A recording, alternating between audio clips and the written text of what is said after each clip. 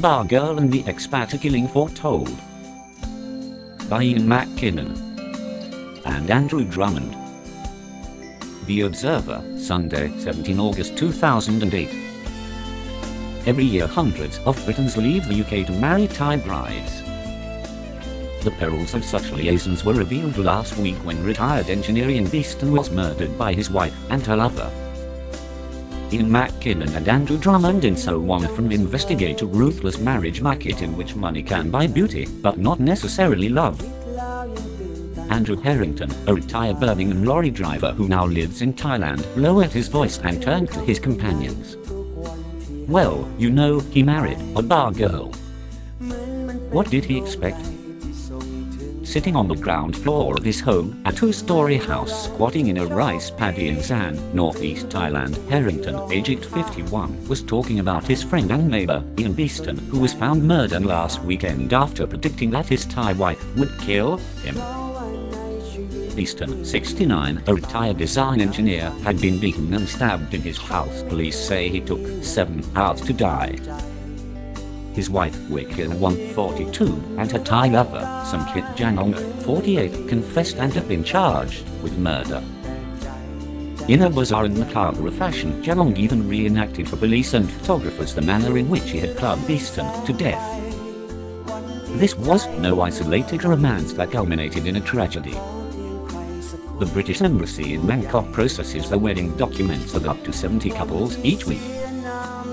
The requests are almost exclusively from older British men, among 860,000 UK tourists each year hoping to marry younger Thai women. But for any British man hoping to follow in Beeston's footsteps and build a new better life in Thailand, his death was a stark reminder of how badly things can go wrong. 3 other group of worried parents who had gathered in San had invested a hefty chunk of their life's savings building houses nearby on the fringes of Suvarnabhumi village, deep in Thailand, poorest province, Hawaii. Beeston's house, which swallowed up all of his £250,000 retirement nest egg, was described locally as palatial. Unsurprisingly, in the wake of the killing, a siege mentality has taken hold. One was indeed a bar girl, a prostitute. She met Beeston in a bar in Beach Road, Soi 2 in Pattaya, the garish beach resort in southern Thailand, when he was still coming to the country on holiday. The resort is notorious for go-go and hostess bars, with a Sin City reputation that surpasses that of Bangkok. Eventually, his marriage having fallen apart, Beeston took early retirement from his job at the Ford Motor plant in Dagenham, Essex, and moved to Thailand. In 1999 he married well and paid for her 2 grown-up children to be put through university. The good life hit the buffers when he discovered one had secretly sold his Suvarnabhumi property. As foreigners are barred from owning land in Thailand, he had put everything in her name. All his savings from working as a design engineer, first at Perkins and then at Ford, had gone. Worse, the new owners of his house were agitating to move in. 4 months ago a furious Beeston vanished one to a corrugated shack in the back garden. Friends feared then that he had signed his own death warrant. In a letter left with lawyers, Beeston predicted his own grisly fate. "It is just a matter of time now," he wrote. "I am in real fear for my own life." Beeston's romance, like so many others involving Western men escaping loneliness at home, began with a stroll down one of the hundreds of neon-lit strips in Thailand at tourist-friendly sex quarters. The ratio of male tourists to Thai women is almost 2 to 1. Walk down Bangkok's Soi Khao, Boy or Pek Pung any evening and it is easy to see how masculine fantasy can take flight. Aging, unprepossessing foreign men are fawed over by live young Thai women wearing broad smiles and revealing clothes. The prospective clients are beckoned through curtained doorways to a dimly lit world where bar girls dance suggestively on a tiny stage and strip. Others chat up the punters in rudimentary English.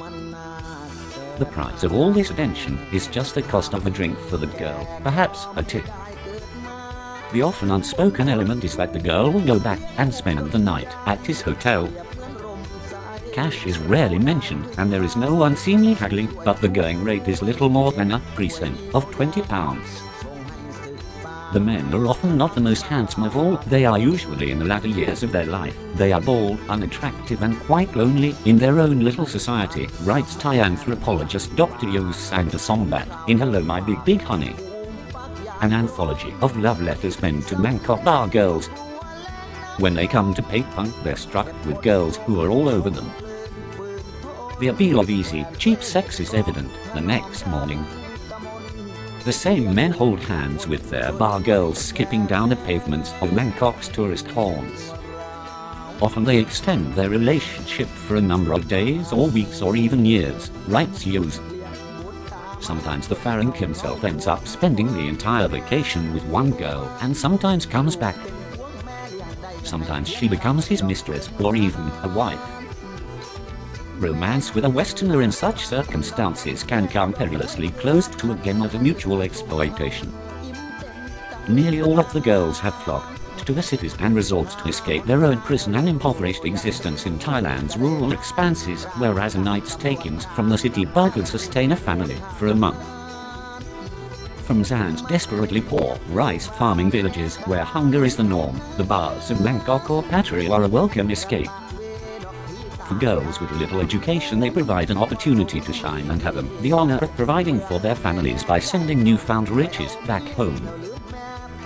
They do it because it's an easy life, said John Burdett, a British lawyer turned novelist who has interviewed hundreds of bar girls for books such as Bangkok Haunts. You don't want to be a subsistence rice farmer. It's very, very hard. Village life's claustrophobic. Bar girl work isn't dirty. It's not strenuous. They don't have dozens of partners, maybe 1 or 2 a week. The rest of the time they're getting men to buy drinks and existing on tips. In the village there's a kind of nutter where no one talks about it. But they send money home to care for people, so they've big status.